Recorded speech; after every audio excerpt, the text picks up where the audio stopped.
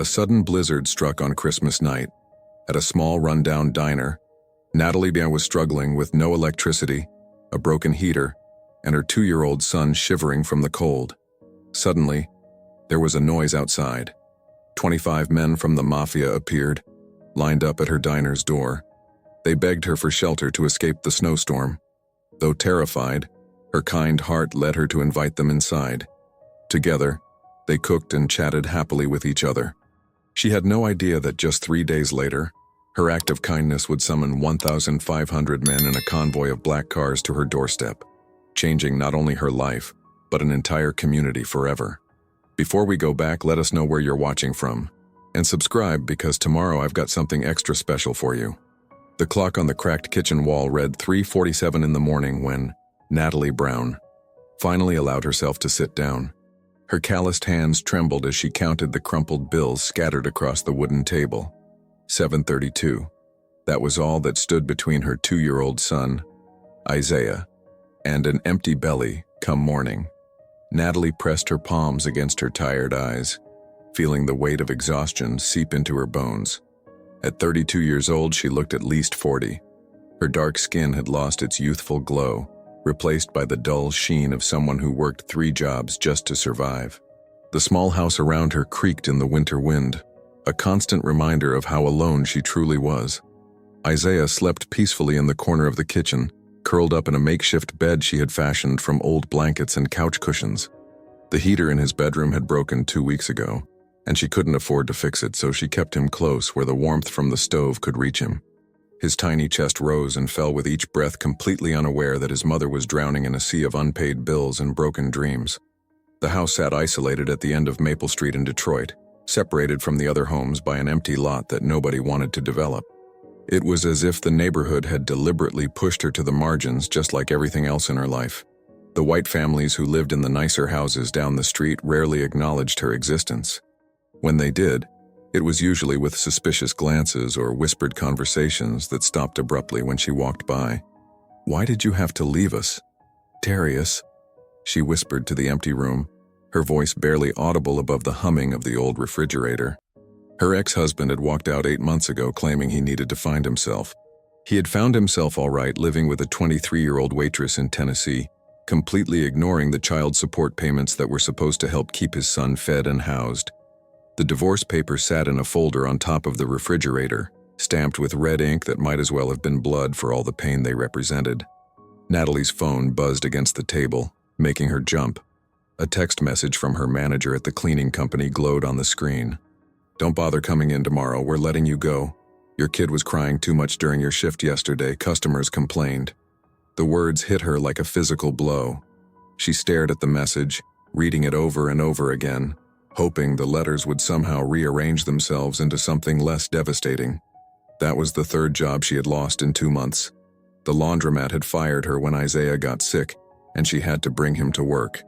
The diner let her go when she fell asleep during her shift after working 18 hours straight between all 3 jobs. "How am I supposed to work if I can't find anyone to watch you, baby?" she said, looking at her sleeping son. Daycare was $200 a week she didn't have. Family help was non-existent since her mother had passed away 3 years earlier, taking with her the last person who truly understood Natalie's struggles. Her mother's voice echoed in her memory, stern but loving. "Natalie, honey, remember what I taught you about my grandmother's fried chicken recipe? That secret blend of spices has been in our family for generations. One day, when times get tough, that recipe might just save you." At the time, Natalie had smiled and nodded, never imagining she would need salvation from a handful of herbs and spices. But now, sitting in her cold kitchen with her last $7, her mother's words felt like a lifeline thrown to a drowning woman. She walked to the old wooden cabinet where she kept her mother's recipe box. The index cards inside were yellowed with age, covered in her mother's careful handwriting.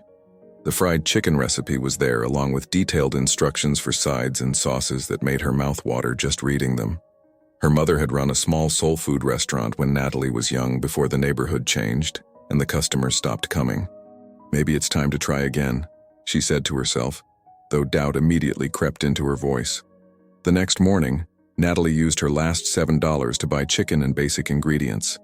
She set up 2 folding tables in her living room, creating a makeshift dining area next to her tiny kitchen. She made a handwritten menu on poster board and propped it against the front window. Mama's Kitchen, it read in careful letters. Authentic soul food made with love. Isaiah sat in his high chair, babbling happily as the smell of perfectly seasoned fried chicken filled the house. The secret was in the blend of spices her mother had taught her, a combination that made the coating crispy and flavorful, in a way that made people close their eyes and sigh with satisfaction. But as the hours passed, reality set in. She watched through her window as people walked by on their way to the bus stop. Some slowed down when they saw the menu in her window, but when they saw her dark face through the glass, they quickened their pace and looked away. Mrs. Patterson, from 3 houses down, actually stopped and read the menu completely. Natalie felt her heart jump with hope and rushed to open the door. "Good morning, Mrs. Patterson. Would you like to try some of my fried chicken? It's made from my grandmother's recipe." Mrs. Patterson's expression changed the moment she saw Natalie's face. The older white woman's eyes narrowed with suspicion and something that looked uncomfortably like disgust. "I don't think so," she said, backing away from the door. "I heard about you. Single mother, no husband around. Probably don't even know who the father is. I don't eat food from people like that." The words cut deep, but Natalie forced herself to keep smiling. "The food is really good, ma'am. I promise it's clean and fresh." "I said no," Mrs. Patterson snapped. "And you shouldn't be running a business out of your house. This is a decent neighborhood. Keep your kind of trouble to yourself." Natalie watched her neighbor storm away, her chest tight with humiliation and anger. She closed the door and leaned against it, feeling the weight of rejection settle over her like a heavy blanket. Isaiah looked up at her from his high chair, his innocent eyes wide and trusting. "It's okay, baby," she whispered, picking him up and holding him close. "Mama's going to figure this out, I promise." But as she looked around her empty restaurant, smelling the delicious food that no one wanted to buy, Natalie wondered if some promises were too big for one person to keep. Outside, the Detroit winter pressed against her windows, and inside, the isolation felt just as cold. The phone rang again. Another bill collector, no doubt. She let it go to voicemail, knowing she had nothing to tell them that they wanted to hear. Tomorrow she would have to find another job, assuming anyone would hire a single black mother with a history of bringing her child to work. Isaiah reached up and touched her face with his small hand as if he could sense her sadness. "Mama," he said, one of the few words he knew clearly. "I'm here, baby," she replied, her voice thick with tears she refused to let fall. "Mama's right here." As the afternoon light faded through her windows, Natalie Brown held her son close and wondered how much longer she could keep fighting a world that seemed determined to keep her down. The smell of her mother's fried chicken recipe still lingered in the air, a reminder of dreams that felt increasingly out of reach. 3 weeks had passed since Mrs. Patterson's cruel words, and Natalie's small restaurant venture had attracted exactly 4 customers. 4 brave souls who had tasted her mother's fried chicken recipe and declared it the best they had ever eaten. But 4 customers couldn't pay the rent or keep the lights on, and the stack of unpaid bills on her kitchen table had grown taller each day. December 23rd arrived with an ominous gray sky that promised trouble. The weather reports had been warning about it for days, the worst snowstorm to hit Detroit in 20 years. Natalie stood at her kitchen window, watching the first flakes begin to fall as she stirred a pot of chicken and dumplings. At least she had managed to stock up on supplies before the storm hit. The few customers she had served had given her just enough money to buy ingredients in bulk, thinking optimistically about the Christmas rush that never came. "Mama cold," Isaiah said from his high chair, rubbing his small hands together. Natalie turned up the heat on the stove and wrapped her son in an extra blanket. The house felt colder than usual, but she assumed it was just the storm approaching. Outside, the wind had picked up, rattling the windows with increasing intensity. By evening, the snow was falling in thick sheets that obscured everything beyond her front yard. The weather had become so severe that even the few cars that normally passed by her isolated house had disappeared completely. The silence was eerie, broken only by the howling wind and the occasional creak of tree branches bending under the weight of accumulating snow. Natalie fed Isaiah his dinner and got him ready for bed, trying to ignore the growing cold that seemed to seep through the walls. She had turned the thermostat up twice, but the house didn't feel any warmer. A nagging worry began to form in the back of her mind. On Christmas Eve morning, She woke to a house that felt like a freezer. Her breath formed visible clouds in the air, and Isaiah was shivering uncontrollably despite being bundled in every blanket she owned. She rushed to the thermostat and found it displaying an error message she had never seen before. "No, no, no," she whispered, pressing buttons frantically. "Not now, please. Not now." She tried calling the heating repair service, but the automated message informed her that due to the severe weather conditions, all non-emergency calls would be handled after the storm passed. Emergency calls had a 72-hour wait time. 72 hours, she said aloud, staring at her phone in disbelief. Isaiah began to cry, a thin, wailing sound that made her heart clench with panic. She picked him up and held him close, feeling how cold his little body had become despite the layers of clothing. The power went out that afternoon with a sudden click that plunged the house into darkness. Natalie fumbled for candles and matches, her hands shaking from both cold and fear. The few flickering flames provided minimal light and even less warmth. Outside, the storm raged with a fury that seemed almost supernatural, as if nature itself was determined to test her resolve. She moved Isaiah into the kitchen, the smallest room in the house, hoping to conserve what little heat the candles could provide. Fortunately, her gas stove still worked, so she kept pots of water boiling continuously, creating steam that offered some relief from the bitter cold. She opened the oven door and let the heat from the pilot light help warm the small space. "It's going to be okay, baby," she whispered to Isaiah, though she wasn't sure she believed it herself. "Mama's got food and we're going to stay warm right here in the kitchen." The stockpile of ingredients she had bought for her restaurant became their salvation. Canned goods, dried beans, rice flour, and various seasonings lined the shelves. She had enough food to last several days, maybe even a week if she was careful. It was the one blessing in an otherwise desperate situation. By the second day, the cold had become unbearable. Natalie wrapped herself and Isaiah in every piece of fabric she could find, creating a cocoon of blankets and coats around them, as they huddled near the stove. The candles had burned down to stubs, and she was rationing the remaining ones carefully. Isaiah had developed a slight cough that worried her constantly. She held him against her chest, feeling his small body shake with each cough, and wondered how long they could survive in these conditions. The snow outside had piled so high against the windows that it blocked most of the natural light, making the house feel like a tomb. On the third night, as she sat in the dark, listening to the wind howl like an angry beast, Natalie heard something that made her freeze. It was faint at first, almost indistinguishable from the storm itself, but as she listened more carefully, the sound became unmistakable. Car engines. The deep, powerful rumble of multiple luxury vehicles cutting through the storm like mechanical thunder.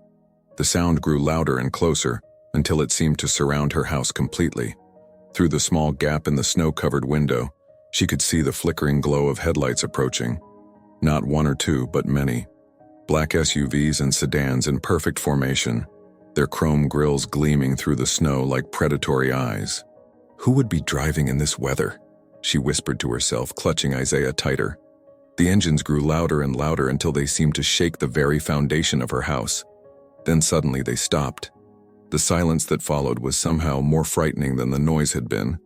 Natalie's heart pounded in her chest as she strained to hear what was happening outside. Heavy footsteps crunched through the snow, multiple sets of expensive leather shoes making their way toward her front door. She could hear muffled voices, deep and authoritative, speaking in low tones she couldn't quite make out. Isaiah stirred in her arms, awakening from his fitful sleep. Then came the knock. 3 deliberate raps on her front door that echoed through the cold house like gunshots. Natalie's breath caught in her throat. In all her years of living in the isolated house at the end of Maple Street, no one had ever come to her door during a storm, especially not anyone driving luxury vehicles through a blizzard in perfect formation. The knock came again, more insistent this time, followed by a voice that carried through the wind. "Ma'am, we need help. We're freezing out here." Natalie's mind raced with possibilities, none of them good. Who were these people? What did they want? And why had they chosen her house of all places to stop at during the worst storm in 20 years? Isaiah began to cry softly, as if he could sense his mother's fear. Natalie rocked him gently, trying to calm both him and herself, as she stared at the front door and wondered if opening it would save them or destroy them. The wind howled louder and the knock came a third time. The third knock echoed through the house like a gunshot, and Natalie felt her heart slam against her ribs. Isaiah whimpered in her arms, sensing his mother's terror through the way her body had gone rigid. She pressed her back against the kitchen wall as far from the front door as she could get, while still being able to hear what was happening outside. "Please, ma'am," the voice called again, deeper now but with an edge of desperation. "We're not here to hurt anyone. We just need to get out of this storm." Through the gap in the snow-covered window, Natalie could make out dark shapes moving in the swirling white. The headlights of the vehicles cut through the blizzard like angry eyes, casting long shadows that danced across her yard. She counted at least 6 or 7 cars, maybe more. Her mind immediately went to every news story she had ever heard about organized crime, every warning her mother had given her about dangerous men who traveled in groups. "Think, Natalie, think," she whispered to herself, bouncing Isaiah gently as he began to fuss. She crept closer to the front window, staying low and keeping Isaiah close to her chest. What she saw made her blood turn to ice. 25 men in long black overcoats stood in her front yard, their faces partially hidden by expensive scarves and the collars of their coats turned up against the wind. Snow clung to their shoulders and arms, and even from inside the house, she could see how they shivered and stamped their feet against the cold. The man at the front of the group was enormous. Even bundled in winter gear, his size was intimidating. He had removed his fedora, revealing a weathered face framed by salt and pepper hair that was already accumulating snow. His eyes, visible even through the storm, were sharp and alert. When he looked directly at her window, Natalie ducked down quickly, her heart hammering. "We know you're in there," he called out, his voice carrying easily over the wind. "We can see the candlelight. Look, I know this is scary, but we're not going anywhere in this weather. We can either freeze to death out here or you can let us wait it out inside. We'll leave the moment the storm passes." Natalie's hands trembled as she held Isaiah tighter. Every instinct screamed at her to stay hidden, to wait them out, and hope they would eventually leave. She had seen enough movies and heard enough stories to know what happened when women opened their doors to strange men in the middle of the night, especially women like her, alone, vulnerable, with no one to call for help. But as she watched through the window, she saw one of the men stumble and nearly fall. Another reached out to steady him, and she could see dark stains on his pants that looked suspiciously like blood. These weren't men looking for trouble. These were men in genuine distress. Isaiah coughed again, a harsh sound that reminded her how cold the house had become. If these men were suffering in the storm outside, they probably weren't much worse off than she and her son were inside. At least they had each other. She had been alone with her fear for 3 days now, and the isolation was starting to feel more dangerous than whatever waited outside her door.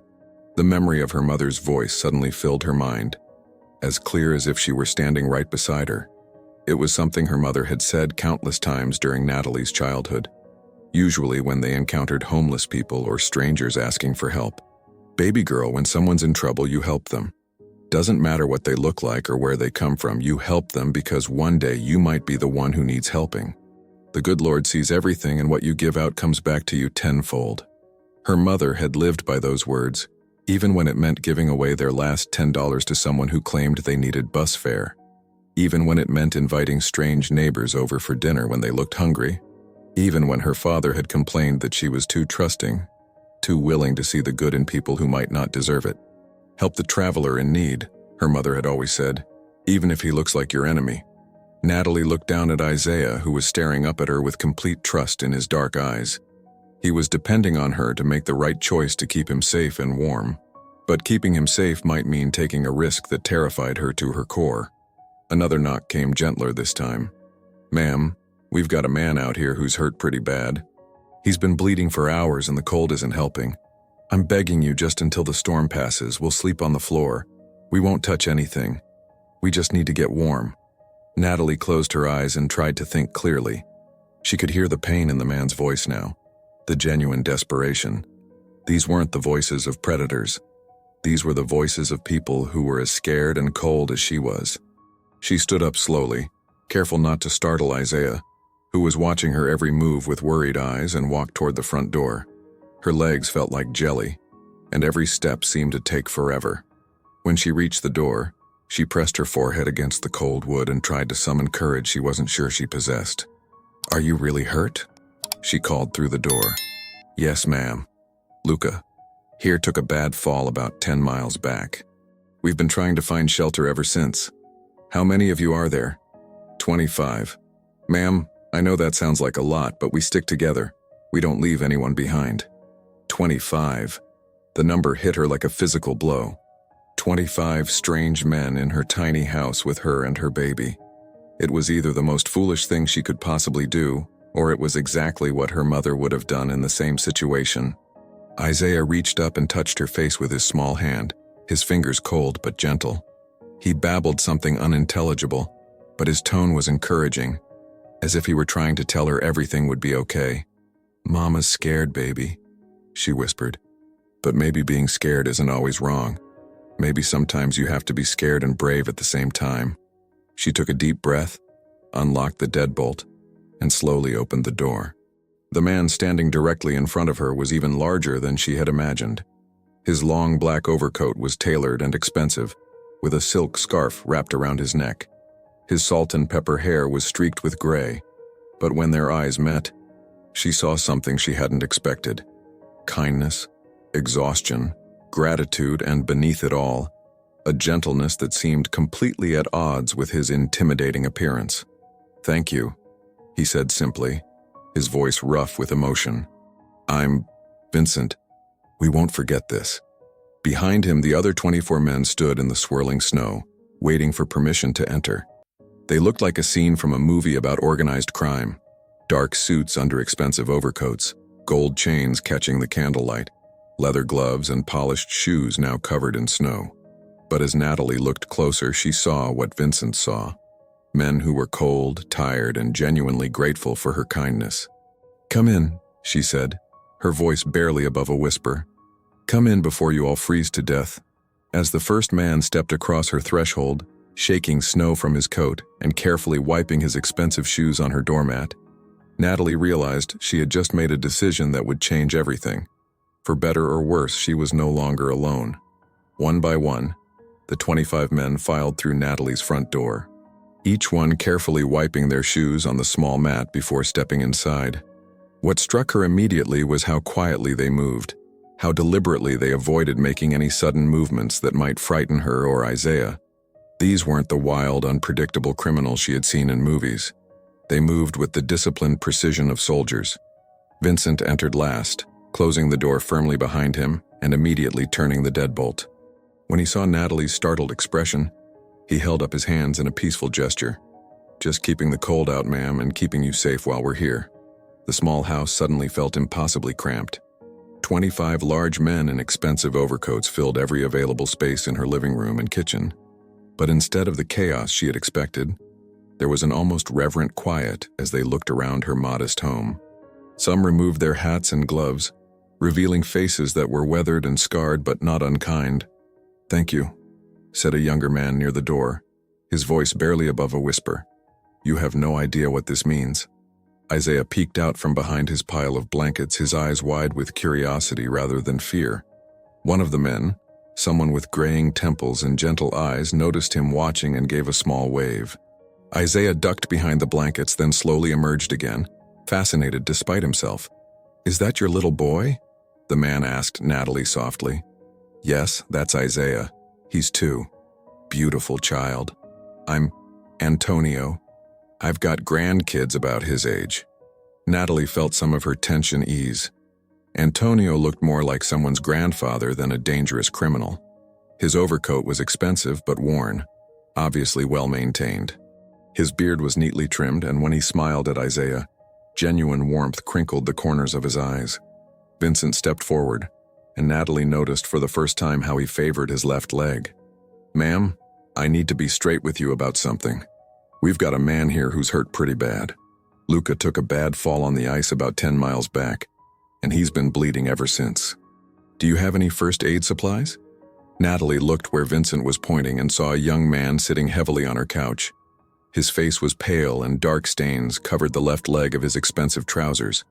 Even from across the room, she could see that his hands were shaking. "I have some things," she said, already moving toward the bathroom. Let me get my supplies. She returned with a plastic container filled with bandages, antiseptic, and medical tape. As she knelt beside Luca, she could see that he was younger than the rest, maybe in his mid-20s. His eyes were glassy with pain, and when she gently touched his leg to examine the wound, he winced, but didn't pull away. "This is pretty deep," she said, looking up at Vincent. "He really should see a doctor." "Can't get to one in this storm," Vincent replied. "Roads are completely blocked. We've been trying to get him help for hours." Natalie looked down at the young man's pale face and made a decision.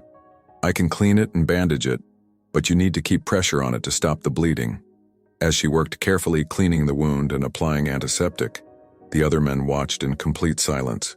She could feel their eyes on her, but there was no threat in their attention. Instead, she sensed something she hadn't expected. Respect. "You're good at this," Luca said weakly as she wrapped his leg with clean bandages. "My mother was a nurse before she opened her restaurant," Natalie replied. "She taught me a few things."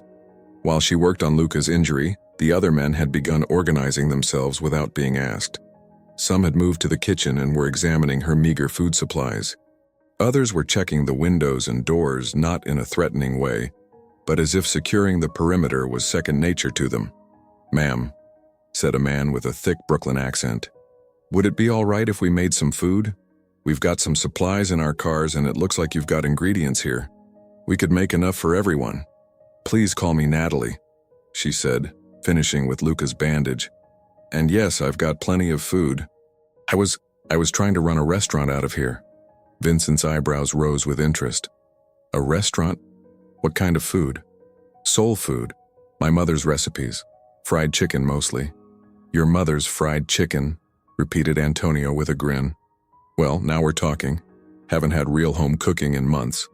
As the evening progressed, something remarkable began to happen. The kitchen filled with the sounds of cooking and quiet conversation. Several of the men turned out to be surprisingly good cooks working together to prepare a meal that combined Natalie's ingredients with their own supplies.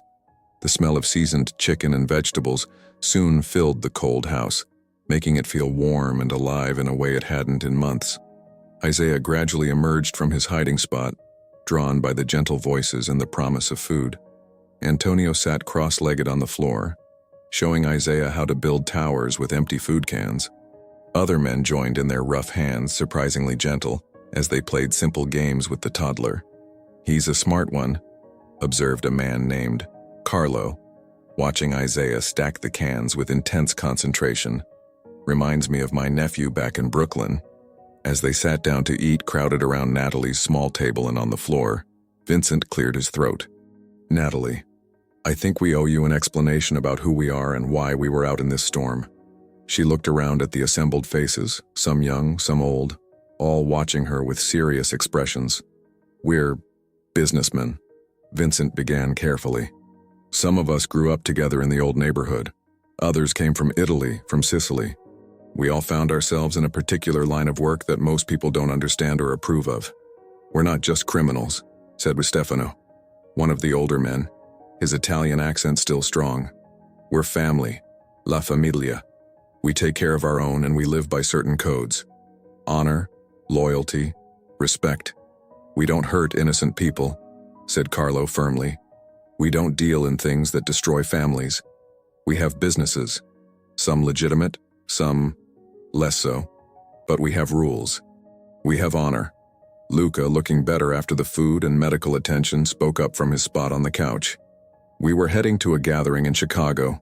All the families from the Midwest come together every year for Christmas. It's tradition. We bring toys for kids in poor neighborhoods, food for families who need it. The storm caught us by surprise. Weather reports said it wouldn't hit until tomorrow," Vincent continued. "We were trying to make it to a hotel when Luca's car hit that patch of ice." Natalie listened to their stories with growing amazement. These weren't the heartless criminals she had imagined. They were men who had chosen a difficult path, who lived by their own code of honor, who had struggled to find their place in a world that didn't always understand them, and who had created their own support system to help each other survive. "I know what people think when they see us," Vincent said quietly. "The suits, the cars, the way we move. They see gangsters and killers. But we're not. We're just trying to take care of our own and maybe help some other people along the way. As Vincent spoke, Natalie felt a familiar pain in her chest, the pain of being judged by appearances, of having people make assumptions about who you were based on how you looked. She thought about Mrs. Patterson's cruel words about the employers who wouldn't hire her, about the neighbors who crossed the street when they saw her coming. "I understand," she said softly. "People look at me and see a single black mother in a poor neighborhood, and they think they know everything about me. They think I'm lazy or irresponsible, or that I must have done something wrong to end up where I am." The room fell silent, except for the crackling of candles and the distant howl of wind outside. Vincent's expression had grown distant, his eyes focused on something far beyond the walls of her small house. "I had a daughter once," he said quietly, his voice barely above a whisper. "Sophia. She was 6 years old, beautiful little girl with dark curls and the biggest smile you ever saw." His hands clenched and unclenched in his lap. "Leukemia took her 3 years ago. Fought for 18 months, but the cancer won." Several of the men shifted uncomfortably, but none spoke. This was clearly painful territory that Vincent rarely visited. "Her mother blamed me," he continued. "Said if I'd been a better man, if I'd chosen a different path, maybe we could have gotten her into better treatment programs. Maybe she'd still be alive." His voice cracked slightly. "After Sophia died, my wife left. Said she couldn't look at me without seeing what we'd lost." Natalie felt tears welling in her eyes. "Vincent, I'm so sorry. Point is," Vincent said, looking directly at her, "people think they know why I live this life. Think it's because I'm a criminal or a bad man. Truth is, I'm running from an empty house and a marriage that died with my little girl. These men, they're the only family I have left." The vulnerability in his voice seemed to break something open in the room. Natalie found herself speaking before she had consciously decided to share her own story. "My husband left 8 months ago," she said, her voice steady despite the pain the words carried. "Darius said he couldn't handle the pressure of being a father, couldn't handle being poor, said he needed to find himself." She let out a bitter laugh. "Turns out he found himself with a 23-year-old waitress in Tennessee." "Did he ever see Isaiah? Help support him?" asked Antonio gently. "Not once. Not a phone call, not a dollar, nothing. It's like we never existed." Natalie wiped her eyes with the back of her hand. "People see me struggling and they assume I picked a bad man or that I was careless or that I'm just another statistic. They don't see that I loved someone who promised to love me back and that I'm doing everything I can to give my son a good life. Sometimes life just breaks people," Vincent said simply, "and sometimes it breaks the people who love them too." The shared pain seemed to settle over the room like a warm blanket. These were people who understood loss, who knew what it meant to have the world judge you for circumstances beyond your control. "But you opened your door anyway," Vincent said. "Even though you were scared, even though you had every reason not to trust us." "My mother always told me to help people who were in trouble," Natalie replied. "She said that when you turn away from someone who needs help, you're really turning away from yourself." Isaiah had fallen asleep in Antonio's lap, his small body relaxed and peaceful. The sight of her son sleeping safely in the arms of a man she had been terrified of just hours earlier made Natalie's eyes fill with tears. "Thank you," she whispered. "All of you. I haven't felt this safe in my own home for a long time." Vincent nodded solemnly. "Neither have we, Natalie. Neither have we." Outside, the storm continued to rage. But inside the small house at the end of Maple Street, 25 strangers and a single mother had found something precious and rare, a place where they could simply be human beings, taking care of each other. As the evening wore on, the small house settled into an unusual but comfortable rhythm. The 25 men had arranged themselves throughout the living room and kitchen, some sitting on the floor with their backs against the walls, others sprawled on cushions they had pulled from the couch. The candlelight flickered across weathered faces that had relaxed into expressions of genuine contentment. For the first time in months, Natalie's house felt truly warm, not just from the body heat of 25 additional people, but from something deeper. The loneliness that had pressed down on her for so long seemed to lift like a physical weight being removed from her shoulders. She moved through her own home with a lightness she had almost forgotten existed. Isaiah had claimed Antonio as his new best friend, insisting on showing him every toy he owned and chattering away in the half-words and gestures that only 2-year-olds could master. Antonio listened with the patience of a man who truly understood children, responding to Isaiah's babbling as if it were the most important conversation he had ever had. "He's got good instincts about people," Vincent observed, watching Isaiah attempt to braid Antonio's beard. "Kids always know. He's been so lonely," Natalie said quietly. "It's just been the two of us for so long. He's not used to having this many people around, but he seems to love it." "We all do," said Carlo from his spot near the window. "Been a long time since any of us sat around a family table like this." Luca had been dozing on the couch, his color much better after the meal and medical attention. But around midnight, Vincent noticed that Luca was shifting restlessly, making small sounds of discomfort. He approached quietly and placed his hand on Luca's forehead. His skin was burning hot. "Guys, wake up!" Vincent called urgently, his voice cutting through the peaceful atmosphere. "Luca's burning up with fever." The men stirred immediately, their training kicking in as they responded to the alarm in their leader's voice. Within seconds, 24 men were gathered around the couch, their faces etched with concern as they looked down at their friend. "What do we do?" asked Mir. Paolo, his voice tight with worry. "This is bad, Vincent. Really bad. Should we try to get him to a hospital?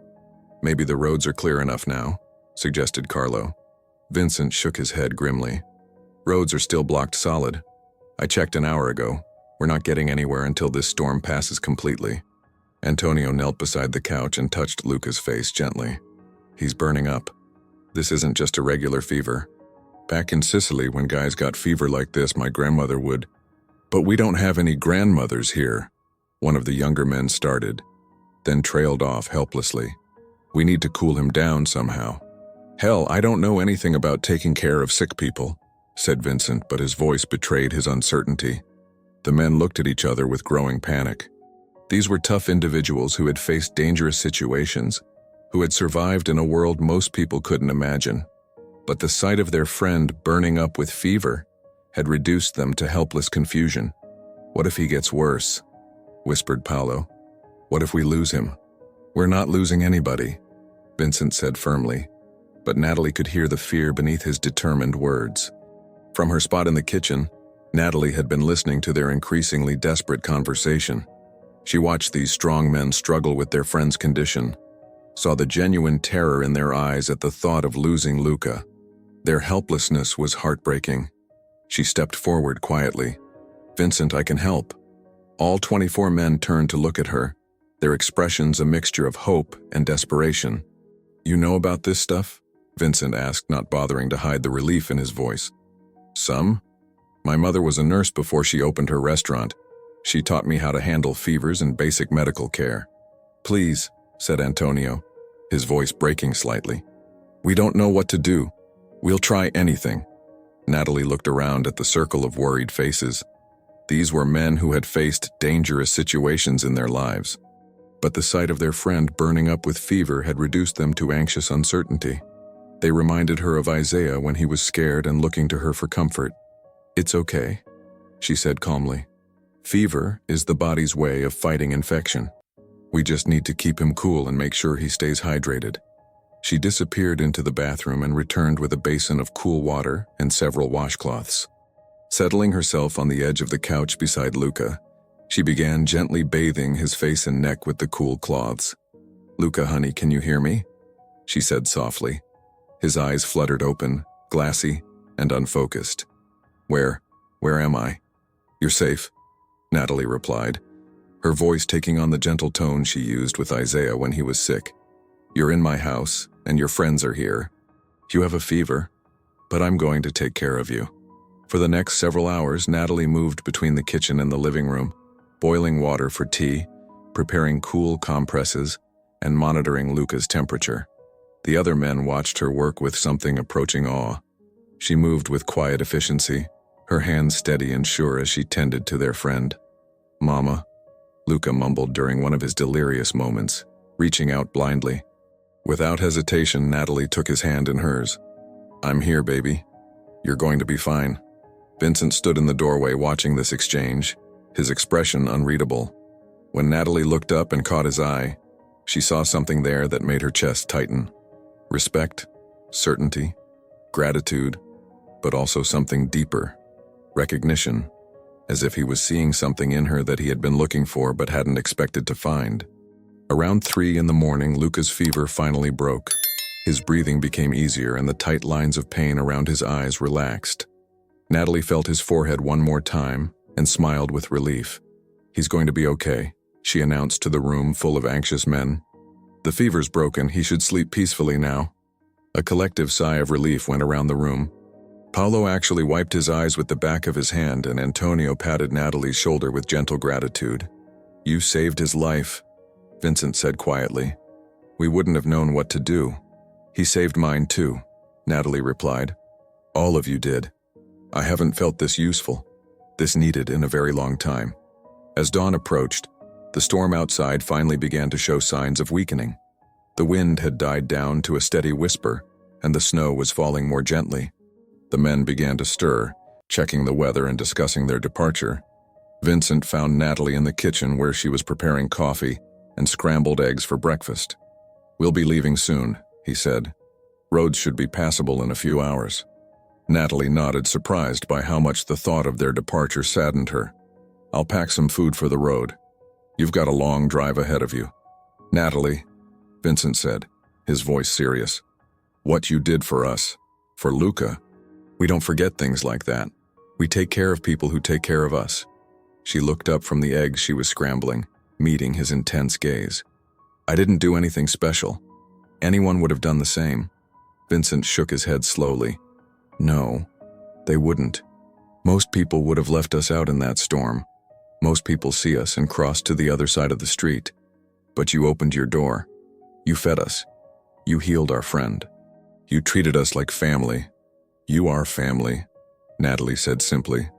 "At least you feel like family to me." When the time came for them to leave, the goodbye was more emotional than anyone had expected. Each man shook Natalie's hand or hugged her gently, thanking her with words that seemed inadequate for what they were trying to express. Isaiah cried when Antonio had to leave, clinging to the older man's overcoat with heartbreaking determination. "I'll see you again, little man," Antonio promised, his own voice thick with emotion. "That's a promise." Vincent was the last to leave. He pressed an envelope into Natalie's hands despite her protests. "It's not charity," he said firmly. "It's payment for services rendered. You're a healer, and healers deserve to be compensated for their work." "I can't take your money," Natalie said, trying to hand the envelope back. "You can, and you will. We don't leave debts unpaid."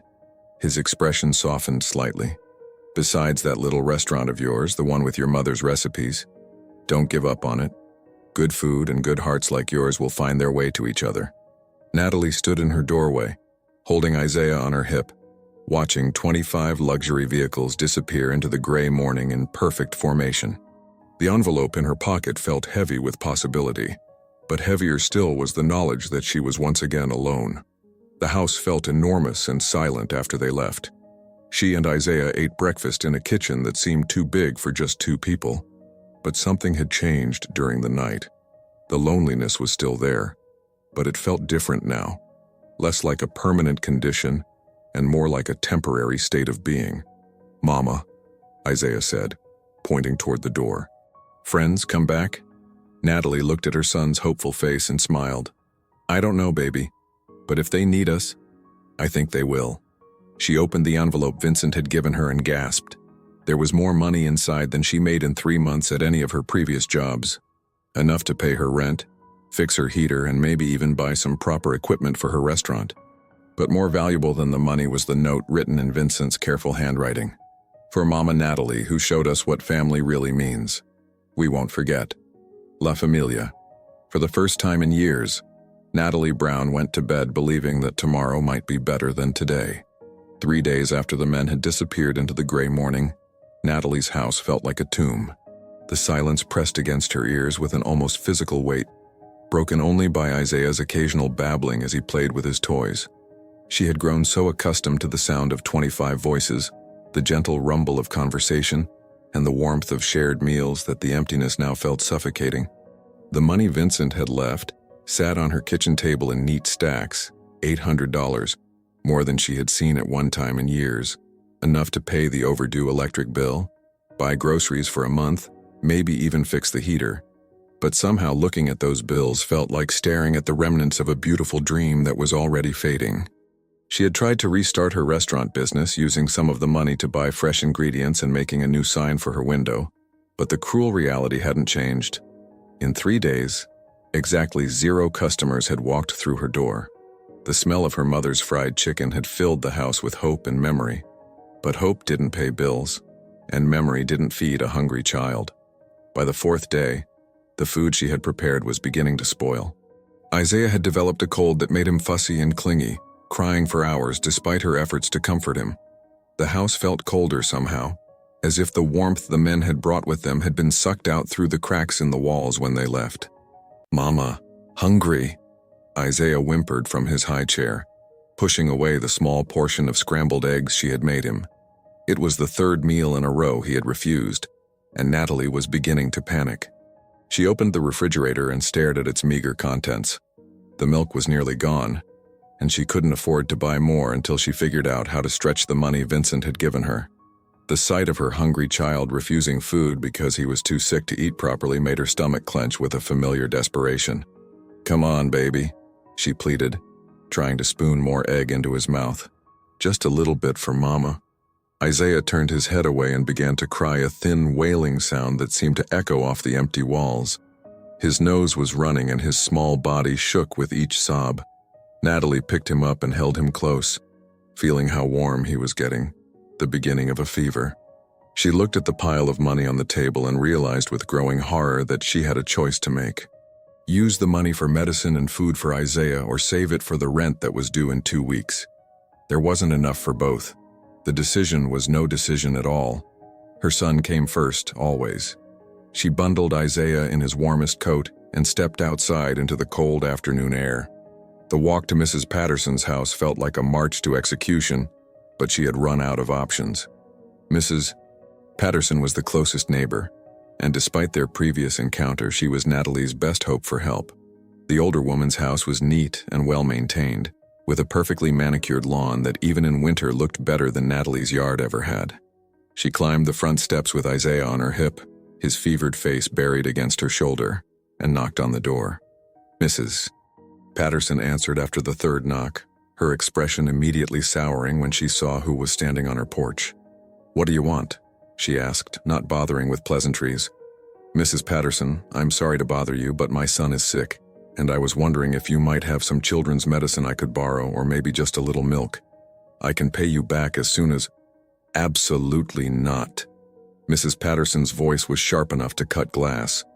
"I told you before I don't want anything to do with your kind of trouble."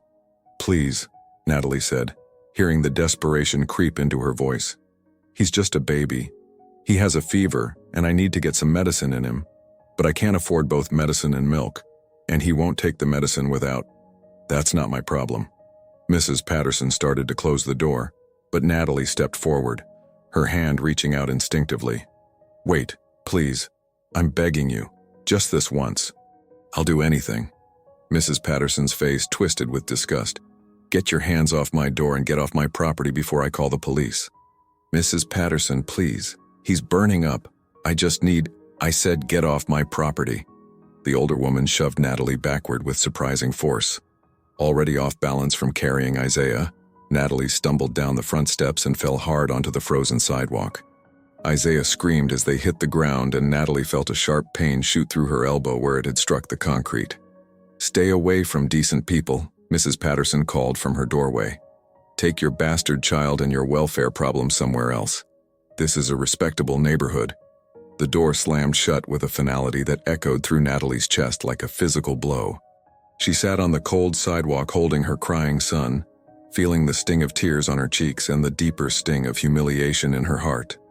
"Mama hurt," Isaiah sobbed, reaching up to touch her face. "I know, baby. Mama's hurt too." She struggled to her feet, her elbow throbbing and her pride shattered into pieces she wasn't sure she could ever put back together. The walk home felt endless, with Isaiah's weight seeming to increase with every step, and the cold seeping through her worn coat like a living thing.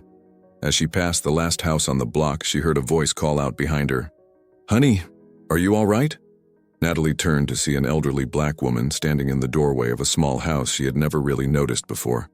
The woman looked to be in her 70s with silver hair pulled back in a neat bun and kind eyes that were filled with concern. "I saw what happened over there," the woman said, stepping out onto her porch despite the cold.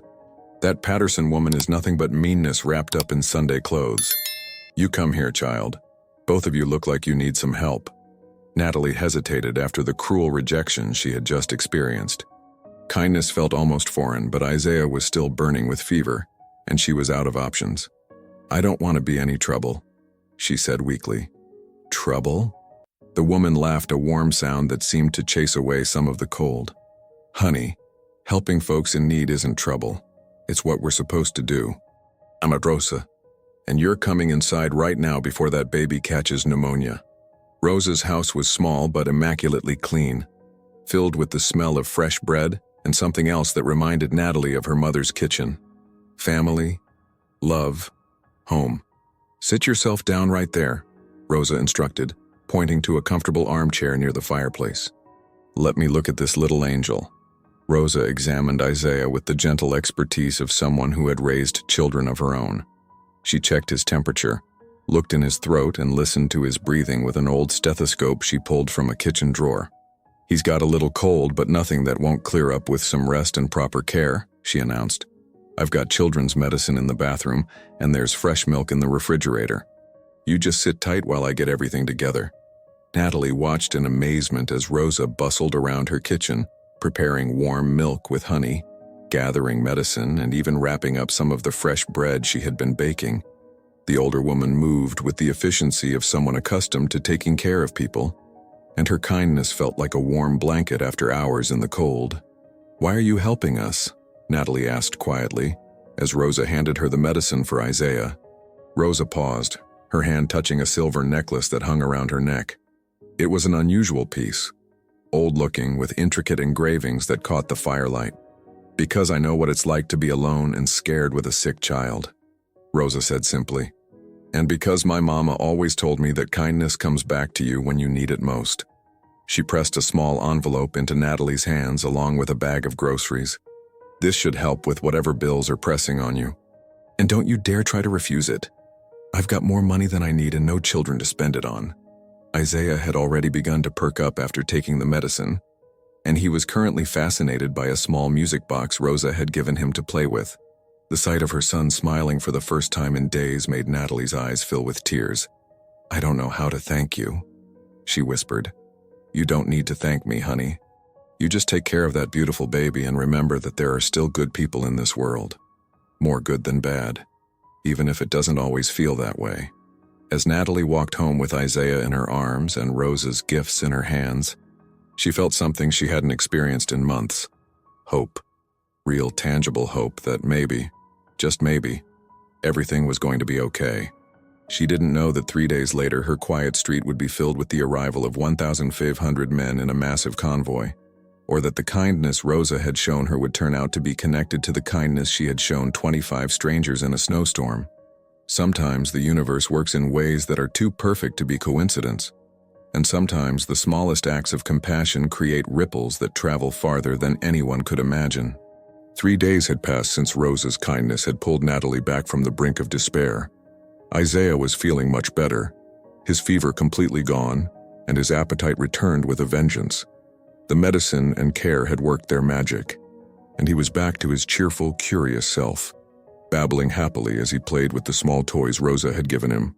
Natalie had used Rosa's money wisely, buying groceries and paying the most urgent bills. The envelope had contained $200 and a note written in careful handwriting. "For a mother who reminds me of myself at your age. Keep your chin up, honey. Better days are coming." She was in the kitchen preparing lunch when she felt it. A vibration so faint at first that she thought it might be a large truck passing by on the main road. But the trembling didn't stop. Instead, it grew stronger, traveling up through the floorboards and into the soles of her feet. Isaiah looked up from his toys, his eyes wide with curiosity. "Mama, what that?" The vibration intensified until the dishes in her cabinets began to rattle softly. Natalie moved to the front window and peered through the curtains, but the street appeared empty. Yet the rumbling sound was growing louder, deeper, like distant thunder that refused to move on. Then she saw them. They appeared at the far end of Maple Street, like a vision from another world. Black cars. Dozens of them. No, not dozens. Hundreds. An endless convoy of luxury SUVs, sedans, and town cars that stretched back beyond what she could see, flowing toward her house like a mechanical river. "Oh my God," she whispered, her hand flying to her mouth. The lead vehicles reached her house and began to arrange themselves in precise formations along both sides of the street. Behind them came more and more until the quiet residential road looked like the staging area for the world's largest organized crime gathering. The synchronized rumble of 1,500 powerful engines created a sound unlike anything Natalie had ever experienced, a mechanical symphony that seemed to shake the very air. Isaiah had climbed onto a chair to look out the window, clapping his hands with delight at the spectacle. "Big cars, Mama. So many big cars." Natalie stood frozen in her doorway, trying to process what she was seeing. The vehicles continued to arrive, their drivers and passengers dismounting and arranging themselves in orderly lines. These weren't random criminals who had happened upon her street. This was organized. This was intentional. This was about her. The front door of every house on Maple Street opened as neighbors emerged to witness the unprecedented sight. Mrs. Patterson stood on her perfectly manicured lawn, her face pale with shock and what looked suspiciously like fear. Other neighbors gathered in small groups, pointing and whispering among themselves, their expressions ranging from amazement to terror. At the head of the massive formation, Natalie recognized familiar figures. Vincent stood beside his car, but he wasn't alone. Beside him were Antonio, Carlo, Paolo, and all the others who had spent that snowy night in her home. But behind them were hundreds more, men and women in expensive suits and coats, all wearing similar expressions of quiet determination. Vincent stepped forward and began walking toward her house. As he moved, the 1,500 engines behind him fell silent in perfect unison, creating a silence so complete that it felt almost supernatural. The sudden absence of sound was somehow more impressive than the thunder had been. "Natalie!" Vincent called out, his voice carrying easily in the still air. "We need to talk." She stepped out onto her porch, Isaiah on her hip, feeling the eyes of 1,500 people and dozens of neighbors focused on her. The magnitude of the moment pressed down on her like a physical weight. "Vincent, what is this? Why are you all here?" He stopped at the bottom of her front steps, his expression serious but not threatening. Behind him, the massive formation of vehicles and people waited with military precision. "We told you we don't forget," he said simply, "and we don't leave debts unpaid." A murmur ran through the crowd of neighbors, and Natalie could see Mrs. Patterson edging closer, her curiosity apparently overcoming her fear. "I don't understand," Natalie said, though part of her was beginning to suspect that something extraordinary was about to happen. Antonio appeared beside Vincent carrying a large manila envelope. "Natalie, that night you saved our lives. You fed us, you healed Luca. You treated us like family when the whole world treats us like criminals. We've been busy these past 3 days," added Carlo, his usual jovial demeanor replaced by something more solemn. "Making phone calls, calling in favors, reaching out to every family from here to California." Vincent gestured toward the assembled crowd behind him.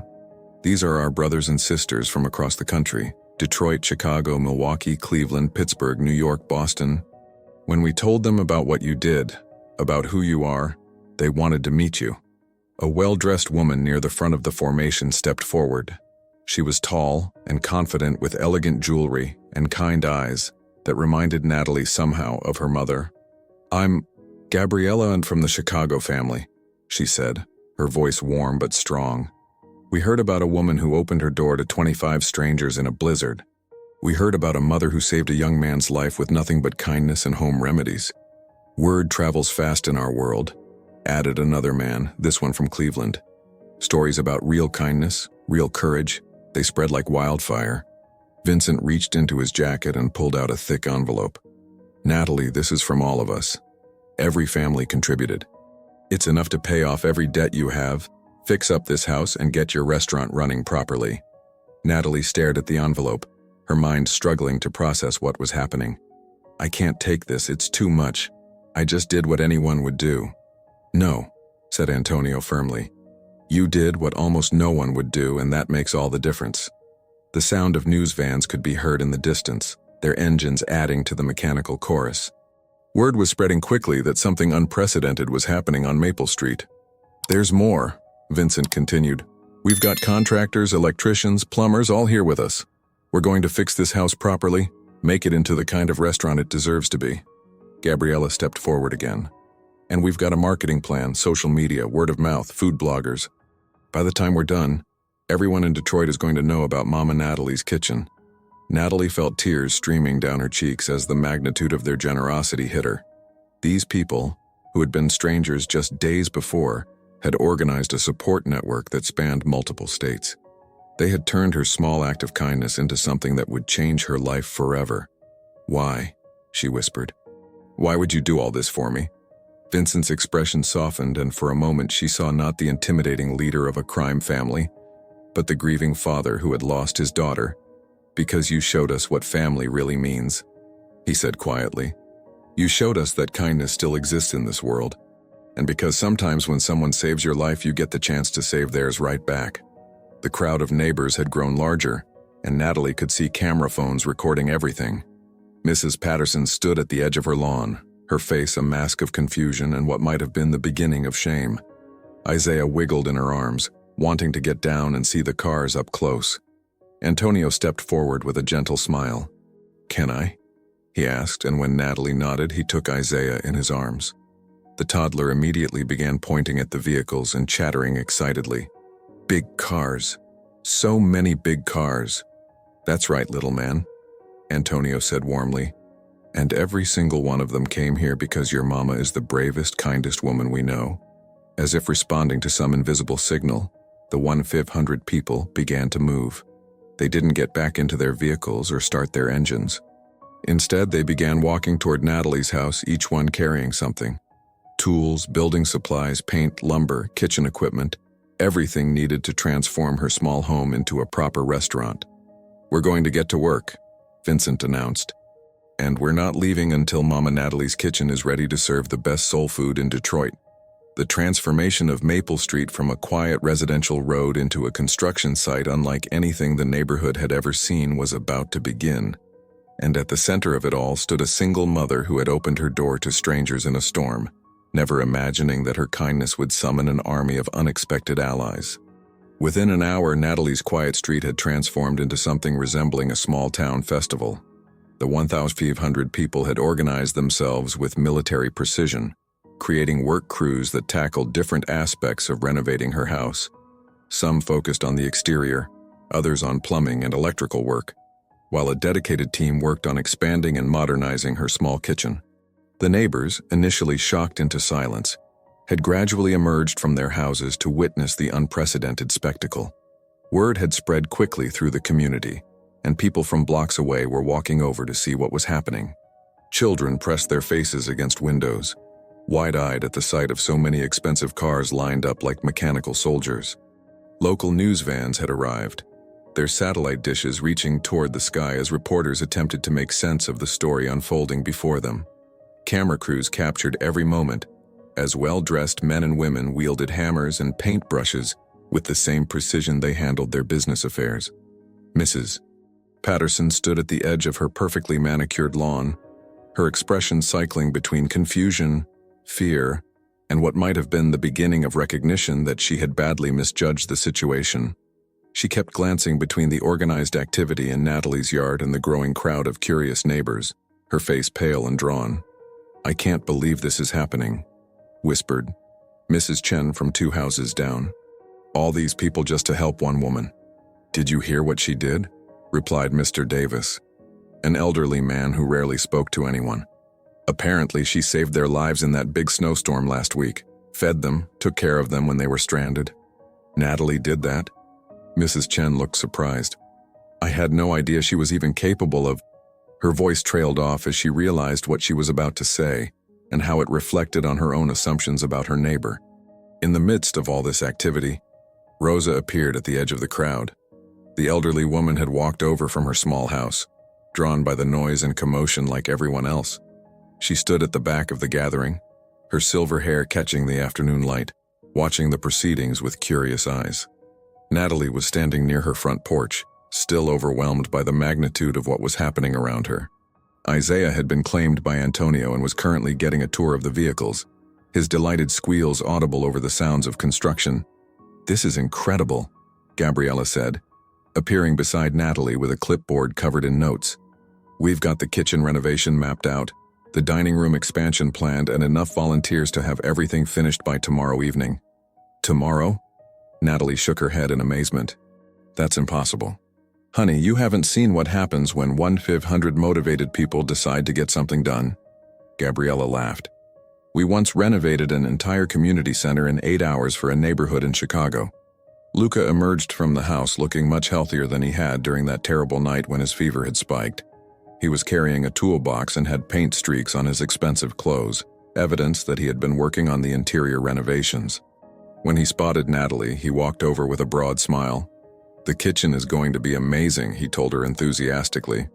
"Professional-grade stove, expanded prep area, even a new walk-in cooler. You'll be able to handle 50 customers easy." "Luca, I still can't believe you all did this," Natalie said, her voice thick with emotion. "After everything I put you through that night." "Put us through?" Luca looked genuinely confused.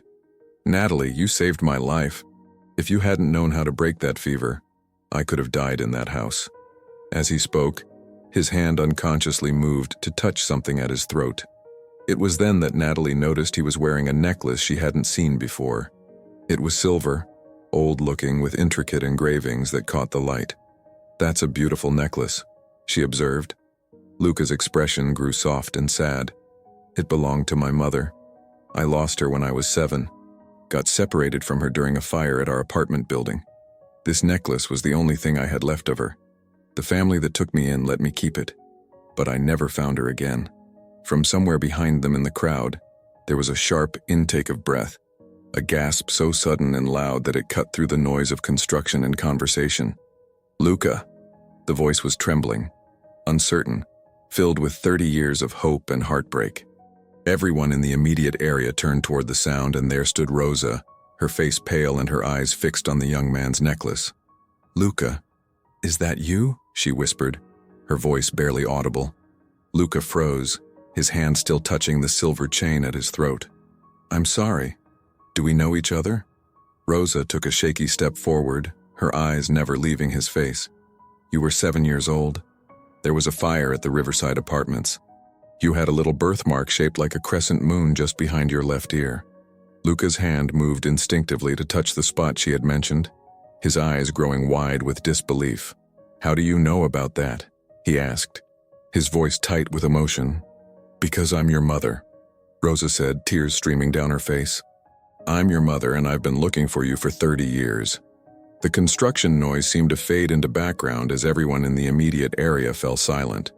Luca stared at the elderly woman, his face cycling through disbelief, hope, and recognition. "The necklace," Rosa continued, her voice growing stronger. "I gave it to you for your 7th birthday. It belonged to my grandmother. There's an inscription on the back that says, 'Love never dies.'" With trembling fingers, Luca turned the pendant over, revealing the exact words Rosa had just spoken. The silver was worn with age, but the engraving was still clearly visible. "Mama?" Luca's voice broke on the word, 30 years of separation collapsing into a single moment of recognition. "Oh, my baby," Rosa sobbed, rushing forward to embrace the son she had lost so long ago. "My beautiful baby boy." They collapsed into each other's arms, both crying too hard to speak.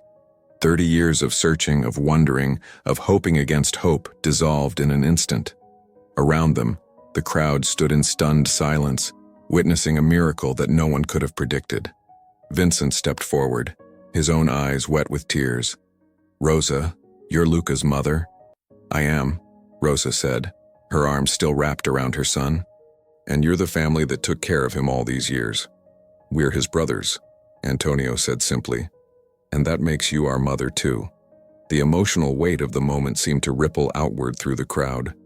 Hardened men and women wiped their eyes openly. Neighbors who had never spoken to each other found themselves embracing. and even the news crews stopped filming to simply witness the power of a family reunited. "I don't understand," Mrs. Patterson said, pushing through the crowd. Her voice was shaky, confused. "How is this possible? What are the odds?" Natalie looked at the woman who had shoved her down just days before, who had called her child terrible names, and refused to help when help was desperately needed. The anger she expected to feel never came. Instead, she felt something closer to pity. "Sometimes kindness finds its way home," Natalie said quietly. "Sometimes when you help someone, you're really helping yourself without knowing it." Rosa looked up from her reunion with Luca, her eyes finding Natalie's across the crowd. "You," she said with sudden understanding. "You're the woman who saved my son's life. You're the reason he survived that fever. And you're the woman who saved mine and Isaiah's life when we had nowhere else to turn," Natalie replied. "I guess we've been taking care of each other's children without knowing it." The crowd erupted in cheers, the sound mixing with the starting of 1,500 engines as people celebrated the impossible reunion they had inadvertently caused. In the space of a single week, a blizzard, an act of kindness, and a community of unlikely allies had brought together a mother and son who had been searching for each other for 3 decades. Mrs. Patterson stood at the edge of the celebration, watching the joy unfold around her, and for the first time in years, she began to understand what she had been missing by keeping her heart close to her neighbors.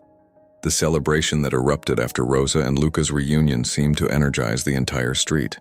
What had started as a construction project had transformed into something resembling a neighborhood festival, with people working alongside curious neighbors who had gradually joined in to help.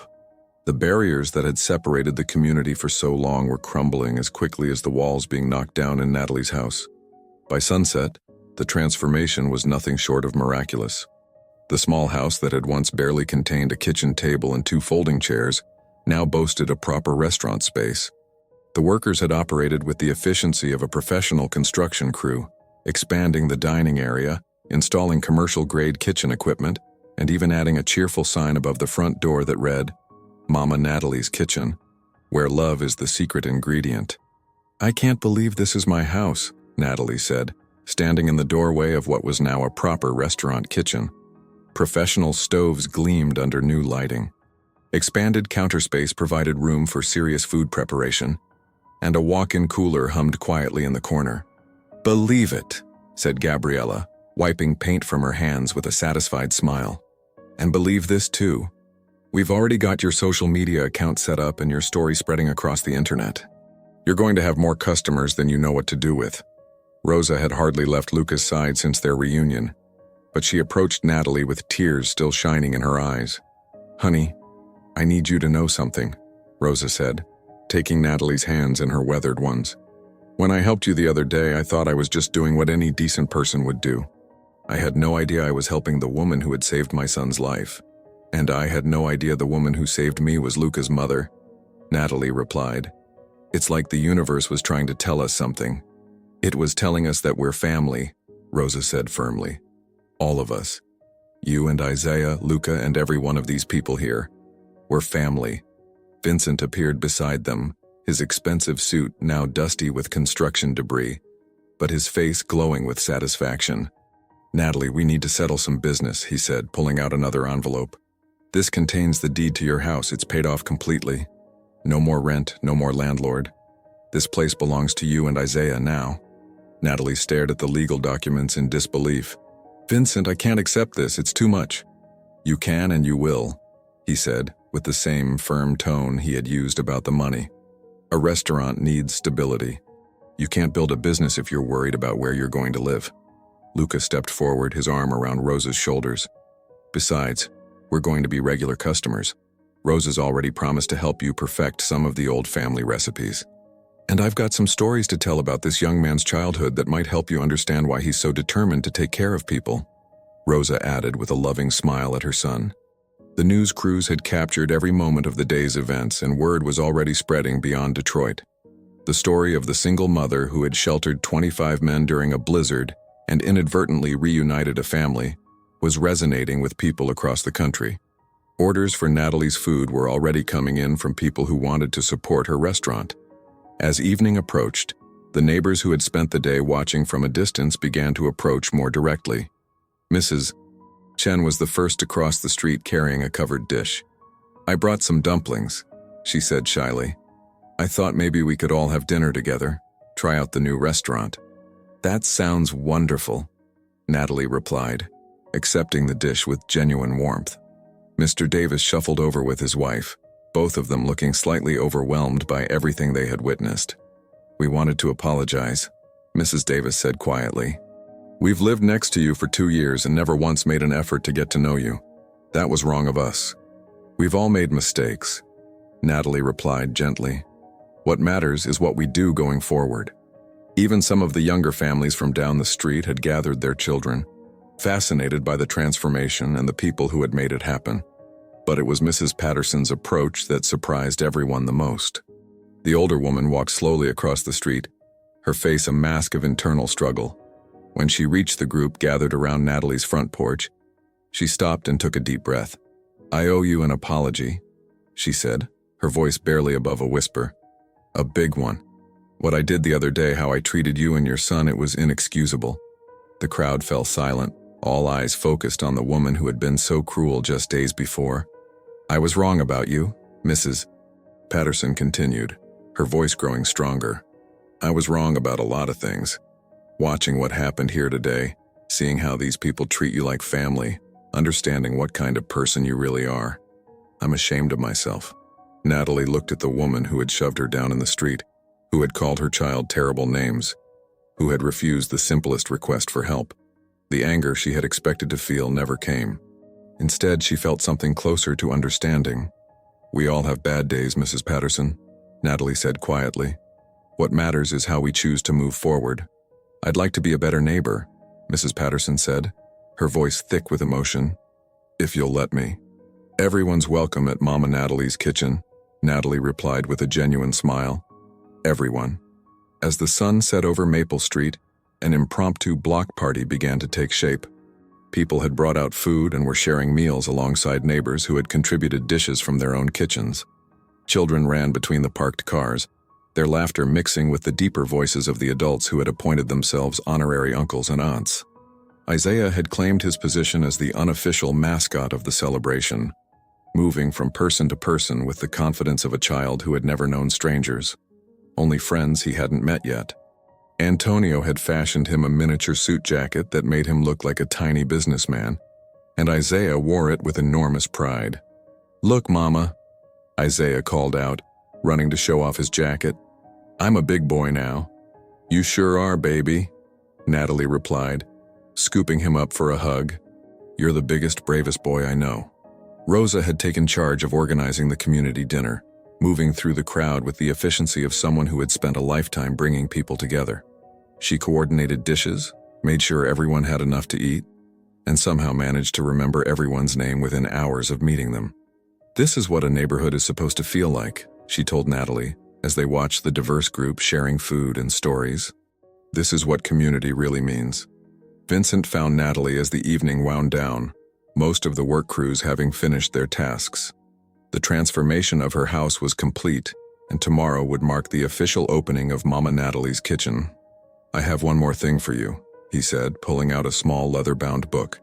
"This contains contact information for every family that contributed to today.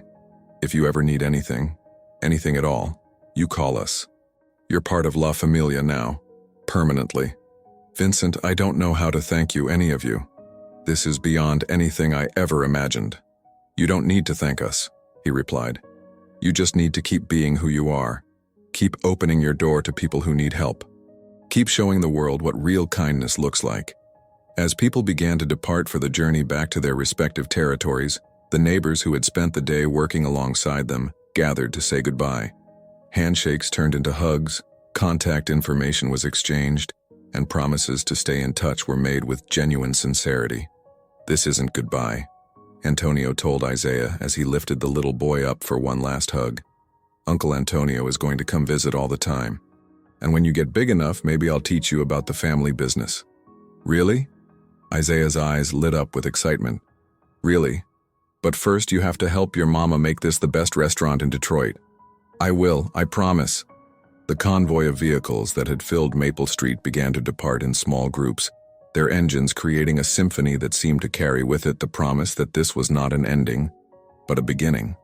As the last of the cars disappeared into the night, the street fell quiet except for the sounds of neighbors cleaning up together and children's laughter echoing through the warm evening air.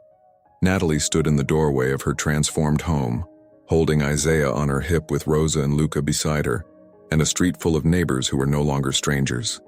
The loneliness that had pressed down on her for so long was gone, replaced by something she had almost forgotten existed, a sense of belonging. "Mama," Isaiah said sleepily, his head resting on her shoulder. "Are we happy now?" Natalie looked around at the faces of her new family, at the restaurant that would let her build a future for her son, at the community that had embraced them both. "Yes, baby," she whispered, her voice full of wonder and gratitude. "We're happy now." Tomorrow would bring the grand opening of Mama Natalie's kitchen, and with it the beginning of a new chapter, not just for Natalie and Isaiah, but for an entire community that had learned what miracles were possible when people chose kindness over fear, understanding over judgment, and love over isolation. 6 months later, the transformation of Maple Street was complete in ways that went far beyond the physical renovation of Natalie's house. What had once been a divided neighborhood where people barely acknowledged each other had become a genuine community, where children played together across property lines, and neighbors gathered regularly for impromptu dinners and block parties. Mama Natalie's kitchen had become more than just a restaurant. It was the beating heart of the neighborhood, a place where people from all walks of life came together over plates of perfectly seasoned fried chicken and sides that tasted like childhood memories. The walls were covered with photographs from that miraculous day when 1,500 people had descended on their quiet street, turning it into a construction site powered by love and loyalty. The success had exceeded everyone's wildest expectations. Food critics from Detroit's major newspapers had written glowing reviews calling Natalie's cooking soulful perfection and a taste of authentic family tradition. A major food network had approached her about featuring the restaurant on a national show. Orders came in daily from people who had heard the story and wanted to support the woman who had opened her door to strangers in a storm. But for Natalie, the most meaningful measure of success wasn't found in newspaper reviews or television coverage. It was found in moments like this morning, when she stood in her kitchen at 5 a.m., preparing for another busy day, and realized that the crushing loneliness that had defined her life for so long was just a memory. "Good morning, Mama Natalie," called Luca as he entered through the back door, carrying fresh supplies from the market. At 26, he had taken on the role of assistant manager, handling much of the business side of the restaurant, while Natalie focused on cooking. More importantly, he had become like a son to her, and she had become a second mother to him. "Morning, honey," she replied, accepting the kiss on the cheek he gave her every day. "Rosa's already here working on those new biscuit recipes." In the dining room, Rosa was indeed experimenting with variations on her grandmother's biscuit recipe, trying to perfect a version that would complement Natalie's chicken. At 73, she had found a new purpose in life, splitting her time between helping at the restaurant and organizing community events that brought the neighborhood together. "Those smell incredible," Natalie said, sampling one of the warm biscuits. "I think we've got a winner." "Good, because we're going to need them for the lunch rush," Rosa replied with satisfaction. "Mrs. Patterson called yesterday to reserve a table for 12. She's bringing her church group for their monthly meeting." The change in Mrs. Patterson had been perhaps the most dramatic transformation of all. The woman who had once shoved Natalie to the ground and spewed hateful words had become one of the restaurant's most loyal customers and biggest advocates. She had personally brought dozens of new customers to Mama Natalie's kitchen, using her influence in the community to spread the word about the amazing food and the even more amazing story behind it. "She's trying to make amends," Rosa had explained to Natalie early on. "Some people need more time to find their way to kindness, but once they do, they hold on to it fierce." By noon, the restaurant was packed with its usual eclectic mix of customers. Well-dressed business people sat at tables next to working-class families. Elderly church groups shared space with young professionals, and children from the neighborhood treated the place like a second home. The diversity that had once seemed impossible on Maple Street was now as natural as breathing. Isaiah, now nearly 3 years old, moved through the restaurant like a tiny host, charming customers with his bright smile and endless chatter. He had grown up surrounded by love from every direction. His mother, his grandmother Rosa, his big brother Luca, and the extended family of people who visited regularly. The shy, often sick little boy had blossomed into a confident, joyful child who believed the whole world was his family. "Uncle Vincent!" Isaiah squealed when the familiar figure appeared in the doorway. Vincent had kept his promise to stay connected, visiting at least twice a month and bringing different members of his extended organization each time.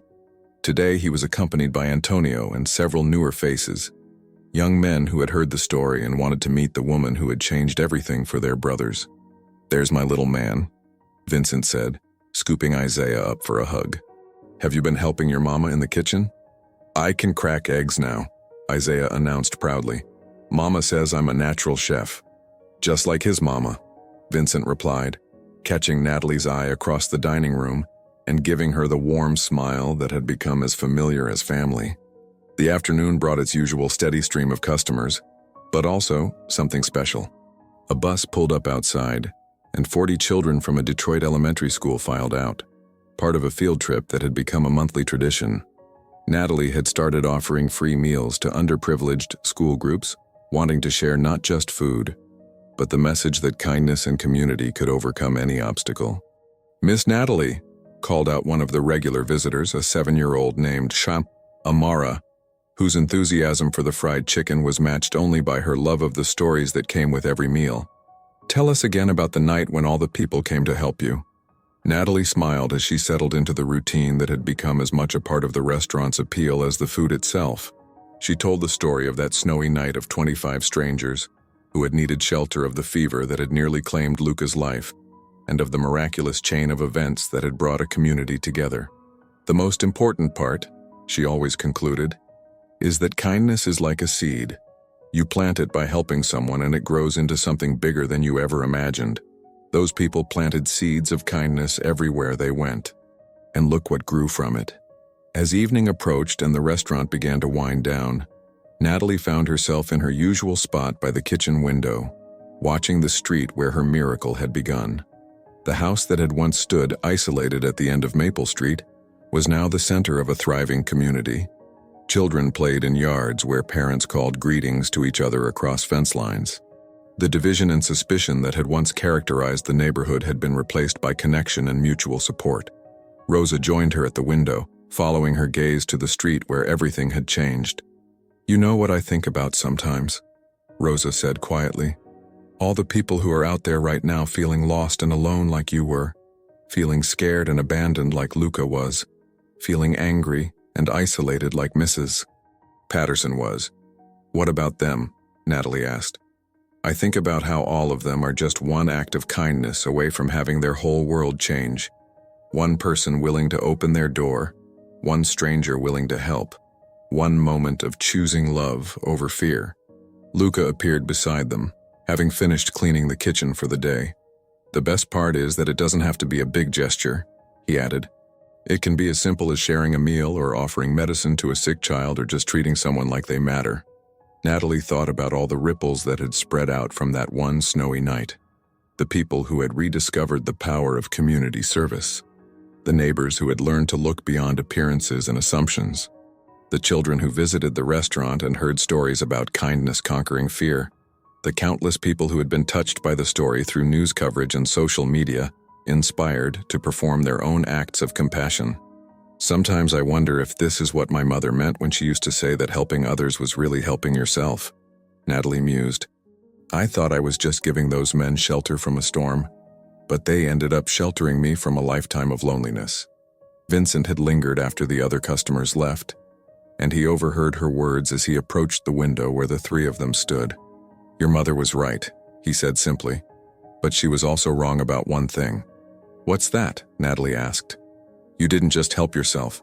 You helped all of us remember who we wanted to be. Every person whose life you touched that night.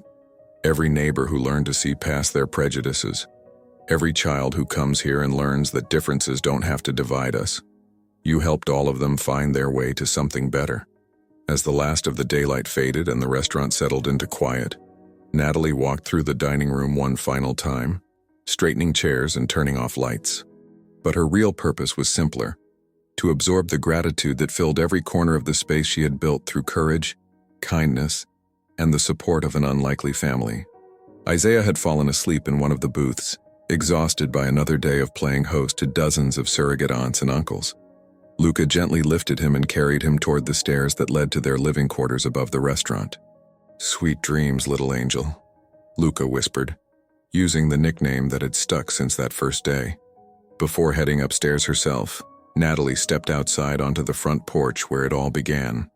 The street was quiet now, lit by warm light spilling from windows where families were settling in for the evening. In the distance, she could hear the faint rumble of car engines, probably some of Vincent's people heading home after their visit. She thought about Darius, her ex-husband, who had abandoned her and Isaiah when life got difficult. She wondered if he ever saw the news coverage or social media posts about Mama Natalie's kitchen. She hoped he did, not out of spite, but because she wanted him to see what was possible when people chose to stay and fight for each other instead of running away when things got hard. "Thank you," she whispered to the night air, addressing her words to her mother, to the universe, to the mysterious forces that had brought 25 strangers to her door at exactly the moment when she needed them most. From somewhere in the darkness, the sound of car engines grew louder, then faded as they passed by on their way to whatever awaited them next. But Natalie knew that wherever they went, they carried with them the same message that had transformed Maple Street: that kindness was never wasted, that community was stronger than isolation, and that sometimes the people who looked most different from you were exactly the family you needed. She went inside, locked the door, and climbed the stairs to the home where she and Isaiah lived, surrounded by love, support, and the certainty that tomorrow would bring new opportunities to plant seeds of kindness in the world. In the end, that was the true legacy of Mama Natalie's kitchen. Not just the food or the success or even the miraculous reunion it had facilitated, but the reminder it offered to everyone who entered that the smallest acts of compassion could ripple outward in ways that changed everything. The story had started with a woman alone in a storm, but it had become something much larger, a testament to the truth that we are all connected, that kindness is always the right choice, and that when we open our hearts to strangers, we often discover that they were never strangers at all. They were just family we hadn't met yet. Join us to share meaningful stories by hitting the like and subscribe buttons. Don't forget to turn on the notification bell to start your day with profound lessons and heartfelt empathy.